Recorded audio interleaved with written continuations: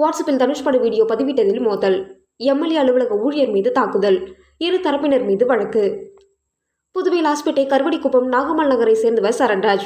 காலாப்பட்டு தொகுதி சட்டமன்ற உறுப்பினரின் அலுவலகத்தில் வேலை பார்த்து வருகிறார். நேற்று முன்தினம் இரவு அவரது வாட்ஸ்அப் குரூப்பில் புதுப்பேட்டை என்ற தமிழ் படத்தில் தனுஷ் தன் கையால் நண்பர் திருமணத்திற்கு தாலி எடுத்துக் கொடுக்கும் வீடியோவை தனசேகர் என்பவர் ஃபார்வர்ட் செய்திருந்தார். அந்த வீடியோவை சரண்ராஜின் நண்பர் குணா சரண்ராஜிடம் காண்பித்துள்ளார்.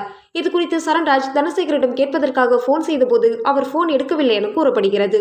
இதனையடுத்து இடைஞ்சாவடி கருமுத்து மாரியம்மன் கோவில் அருகே அதே பகுதியை சேர்ந்த ராஜா என்பவரிடம் சரண்ராஜ் இந்த வீடியோவை காண்பித்து பேசிக் கொண்டிருந்ததாக கூறப்படுகிறது. அப்போது ராஜா அப்படித்தான் செய்வோம் என கூறி தகாத வார்த்தைகளால் திட்டி சரண்ராஜை அடித்துள்ளார். அப்போது இருவருக்கும் கைகலப்பு ஏற்பட்டுள்ளது. அங்கு வந்த ராஜாவின் மைத்துனர் செண்பகராஜன் எங்கள் மாமாவை எப்படி அடிக்கலாம் என கேட்டு கீழே கிடந்த கொடி கம்பத்தினை உடைத்து அடித்துள்ளார்.